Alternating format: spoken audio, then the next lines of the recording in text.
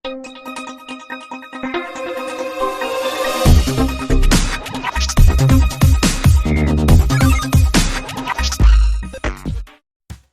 நண்பர்களே. இன்னைக்கு நாங்க பார்க்க போறது என்பிஎன் டிரான்சிஸ்டர்.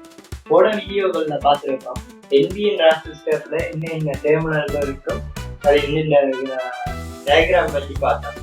இன்னைக்கு அதை என்னென்ன செயற்படுதுன்றதை பார்ப்போம். என் டைப் ஃப்ரீ இலத்திரன் அதிகமாக இருக்கும், அதாவது நெகட்டிவ் டைப். பி டைப்ல நாங்க என்னென்னு பார்த்தோம்னா அதெல்லாம் போர்ச்சுகள் இருக்கும்.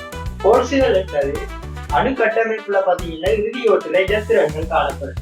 அந்த இலத்திரன்கள் அந்த இறுதி ஓட்டை விட்டு வெளியேறும் போது அதுல ஒரு வெற்றிடம் ஒன்று உருவாகும். அந்த வெற்றிடத்தை நாங்க போல் சொல்லுவோம். அந்த இலத்திரன் வெளியே போன இலத்திரன் ஃப்ரீ இலத்திரன் சொல்லுவோம்.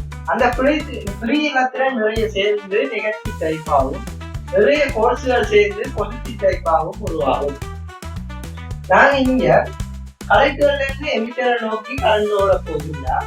இப்ப நாங்க இதுல நெகட்டிவ் டைப்ல மறையேற்றம் தானே, இதுல மறையேற்றத்தோட ஓவர் பேஸ்ல இணைக்கும் போது இது தள்ளி, அதாவது ஒற்றை ஏற்றங்கள் ஒன்றை விட்டு தள்ளுவல்ல தள்ளுறதுன்றதால தள்ளி இந்த ஃப்ரீ இலத்திரன்கள் பாசிட்டிவ் நோக்கி போகும், அதாவது பி டைப்பை நோக்கி போகும்.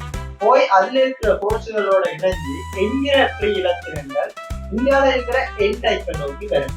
அதனால இந்த கலெக்டரை நோக்கி போறதால இலத்திரன் ஓடுறதுக்கு எதிர் திசையால கலந்து ஓடும். ஆகையால் இது கலெக்டர்ல இருந்து எமிட்டரை நோக்கி கலந்து ஓடும். தான் என்பிஎன் டிரான்சிஸ்டர் வேலை செய்யும். உங்களுக்கு இதுல ஏதாவது டவுட்டுகளும் இருந்தா தாமதம் பண்ணுங்க. மறக்காம இந்த சேனலை சப்ஸ்கிரைப் பண்ணி வச்சுக்கோங்க. பெல் பட்டன் உள்ள கிளிக் பண்ணி வச்சுக்கோங்க. நான் போடுற வீடியோ உங்களுக்கு உடனுக்குடன் வந்து நன்றி.